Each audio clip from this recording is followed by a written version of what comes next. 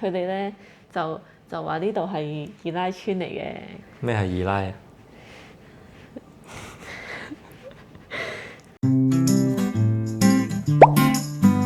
？Hello，我係輝，我係婷，我哋係 Fighting。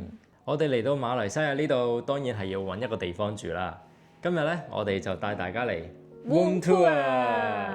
咁其實咧，我哋喺3月份嘅時候咧，我哋就嚟咗檳城呢度考察咗1個月嘅時間。咁我哋咧喺呢1個月嘅時間咧，我哋就做咗好多嘢啦，就包括咗睇咗好多個單位，就睇下租邊度。咁我哋睇嘅第一個單位係咩啊Per My Garden。咁呢一度咧係一個地屋嚟嘅，咁佢係一個4000幾尺嘅3房單位，係有成3層嘅。但係我哋2條友咧就住唔到咁大嘅地方。呢個人咧有啲驚又怕黑喎，所以咧我哋就唔考慮住地屋啦。關我咩事啊？你自己都唔想啦，你想咩？我唔使。咁之後我哋去咗睇邊度啊Alila Two 啦，同埋 Mira Residence。哦，係啊，咁我哋睇 Alila Two 咧，我哋就睇咗一個1900尺嘅單位啦，跟住之後佢就係6500蚊租，佢其實係好抵嘅，因為佢又望山又望海啦。喺香港1900尺，你根本真係要3-4萬蚊先租到，但係佢呢度就可能萬幾蚊你就租到。但係咧，佢同 Mira 有個點咧，我就唔係好中意啦，因為我就覺得佢係偏遠少少嘅，即係如果你話要落商場啊，或者你要食嘢啊，你都係要揸車，而唔係你一落樓下就有嗰啲配套咯。我哋之後去咗 City West 睇，咁佢就係喺 City Junction， 即係一個商場嘅樓上。咁佢係一個600尺嘅單位，一人單位嚟嘅。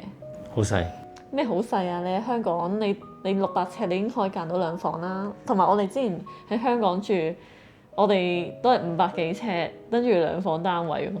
咁點解你話細啊？佢嘅廳咧就會細啲啦，佢係1房單位啦，咁冇咗個人嘅私人空間啦。咁我覺得住屋嚟講係有自己嘅私人空間係好緊要嘅咯，而唔係話好似香港咁樣啊，擠晒喺一個空間入邊咁樣。而且咧，佢雖然係有露台喎，你出到個露台咧，佢係有個冷氣機坐喺度嘅。咁個冷氣機坐咧，自然就好熱啦。而且樓下就係一條車路，其實都幾嘈下。咁所以呢個露台基本上我覺得曬衫又曬唔到，你望風景又覺得唔正咯。係咯，因為佢就係真係睇落去，真係冇想像中咁大啦，咁所以我哋最後都冇決定佢嘅。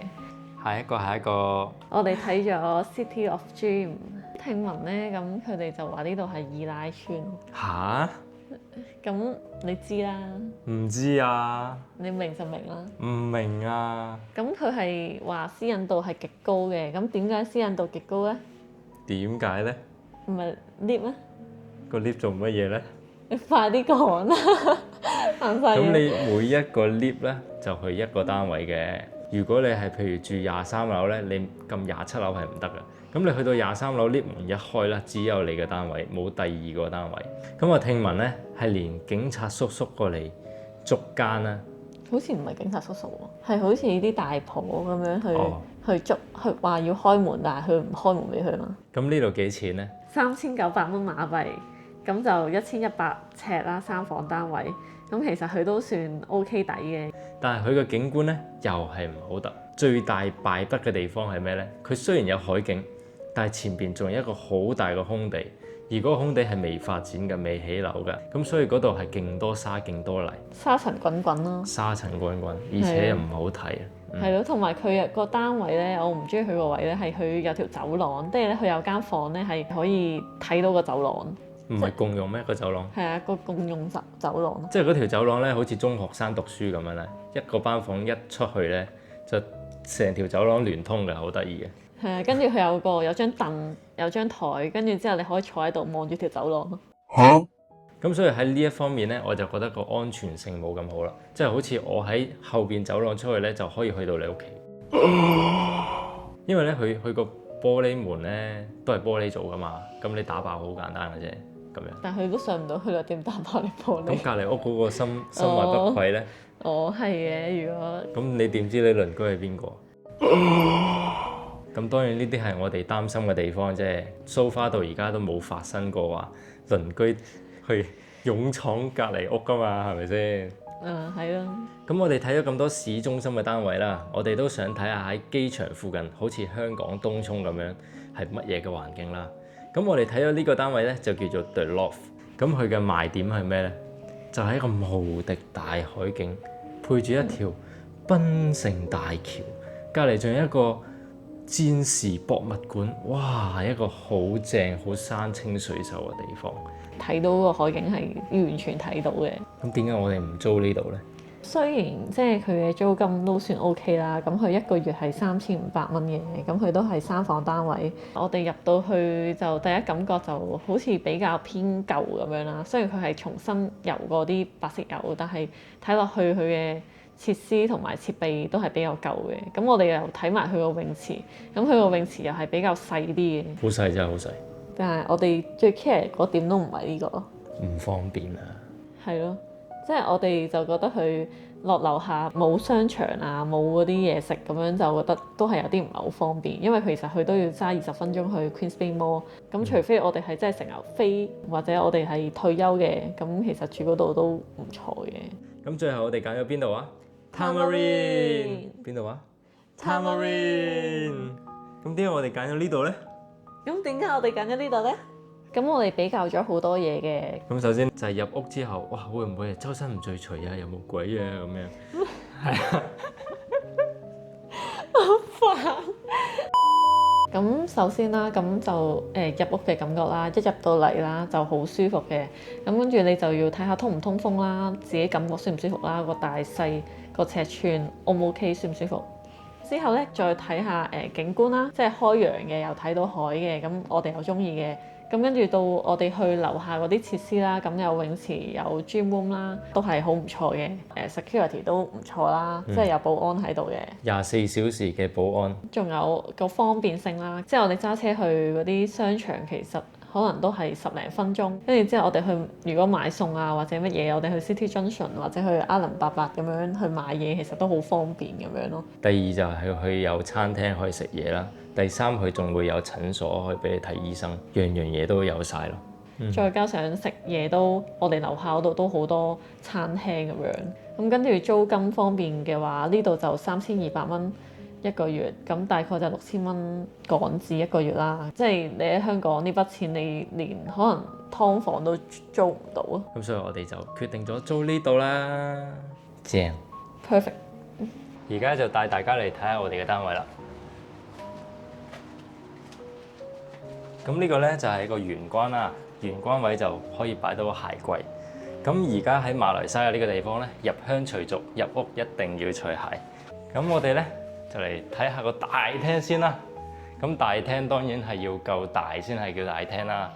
咁我度過㗎啦，由坐喺 sofa 呢個距離呢，到電視呢個距離呢，係足足有3米咁長嘅。咁所以呢，我哋就買咗一個65寸嘅大電視去 enjoy 我哋嘅晚上。咁我哋除此之外咧，就買咗一個小雲盒子啦。咁而呢個小雲盒子咧，就可以俾我哋去睇 Netflix 同埋煲劇。咁啊，好多嘢睇㗎。咁而呢個樓底係極高啦，你睇到哇，好似2個咁高。咁其實係有足足3米咁多，係冇一種壓迫感，而係一種好放鬆嘅狀態啦。咁我哋睇完個大廳啦，我哋去睇下個露台。哇！好美麗嘅大海，當陽光升起，同埋望到呢個大海嘅拍浪聲，乜嘢煩惱都冇晒。而且曬衫嘅空間都好大，可以曬被、曬枕頭、曬乜都得。我哋有時如果想 chill 嘅話，仲可以坐喺度望下呢個咁靚嘅 view， 正啊！望落去就係一個好大嘅會所泳池。呢個就係沙灘區啦，呢個係一個淺水區啦，而呢一個係一個深水區啦，就我哋平時游水嘅地方。咁而呢度入去入邊咧就有 gym room 啦，其他地方啦，有個公園仔喺後邊啦。咁而呢個地方咧就叫做 Quayside 啦，呢個叫做遊艇會。咁呢度泊滿晒遊艇啦，有時我哋行過都見到有啲香港人喺度傾偈嘅。咁入邊咧仲會有一啲餐廳啦，同埋酒吧可以俾大家 chill 下。有時日頭嘅時候咧，仲可以沿住呢條咁嘅海岸線咧，就可以跑步或者係散步都得嘅。咁而家咧，我就帶大家嚟睇下我哋嘅主人房啦。得噔，係獨立嘅洗手間啊！呢度咧嘅洗手間咧係乾濕分離嘅，最重要都係呢一個窗。咁然後咧最正嘅咧就係呢個到頂嘅大衣櫃，勁大個衣櫃擺到勁多嘅衫，咁兩個人都夠用嘅。咁而呢個床咧就係 Queen size 嘅床啦。咁其實咧我哋喺香港住嘅時候咧，我哋瞓嘅床都係 Queen size，所以喺呢度咧我哋都買一個 Queen size 嘅床。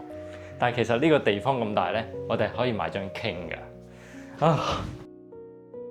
咁而呢個窗景咧，就喺度望到呢個海啦，同呢個廳望到嘅露台景係一樣嘅。咁而呢度有張梳妝台啦，咁我哋平時咧都喺度做一啲嘅護膚啦，同埋一啲出門前嘅準備嘅。咁我哋而家去睇下我哋嘅細房啦。咁細房啦，呢度有兩間，左邊一間，右邊一間。咁我哋睇咗右邊呢間先，都係可以擺到一張 Queen size 嘅床。咁而呢度都有一個到頂嘅衣櫃啦。咁呢個到頂衣櫃都好大嘅。咁而佢望到嘅景咧，其實都可以望到海㗎。好啦，咁我哋睇第二間房仔啦。咁而呢間房仔咧就比較細啲嘅。你發現呢度係擺唔到一個衣櫃，但係佢擺到呢張床咧係一個 Queen size 嘅床。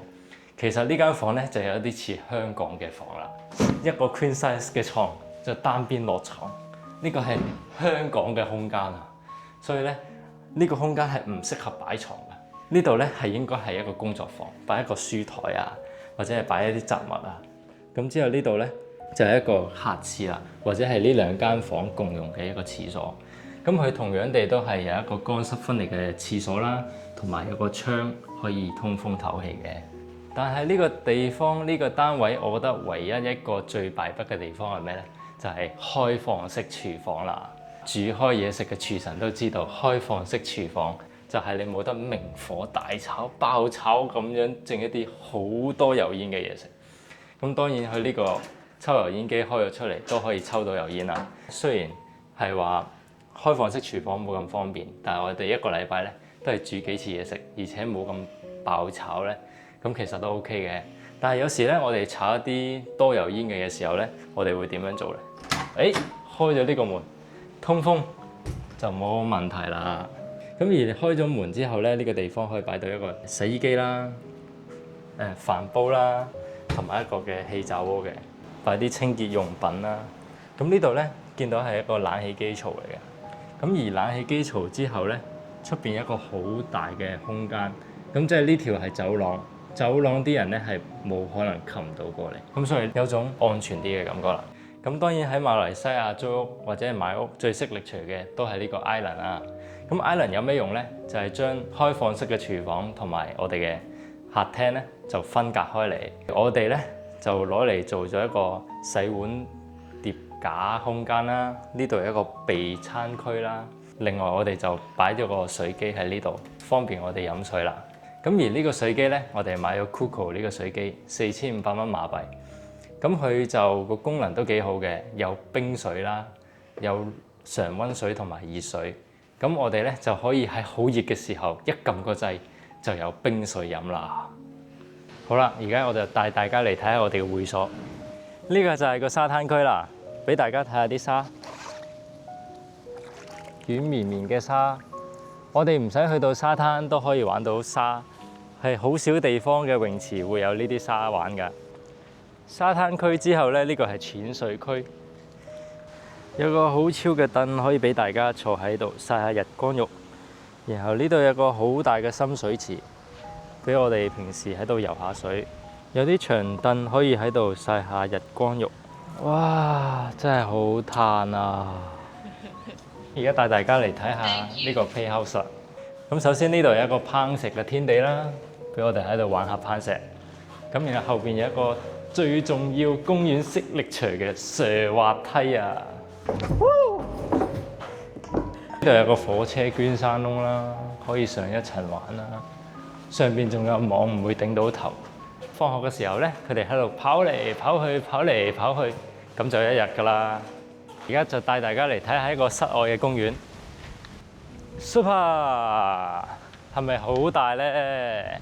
有千秋啊，係真正可以玩得嘅千秋啊！室外亦都有個瀡滑梯啦，仲有個蜘蛛網俾佢哋爬下，就係咁啦。今日我哋就介紹咗我哋嘅屋企，咁下一條影片我哋分享啲乜嘢呢？下條影片我哋就會分享我哋申請 MMEH 嘅流程，究竟有冇隱藏嘅費用呢？究竟我哋用咗幾多錢呢？值唔值呢？下條影片我哋就會分享俾大家聽。如果有興趣嘅觀眾就歡迎訂閱我哋，俾個 like 同埋喺下邊留言話俾我哋知你嘅諗法。我哋下條影片再見，拜拜。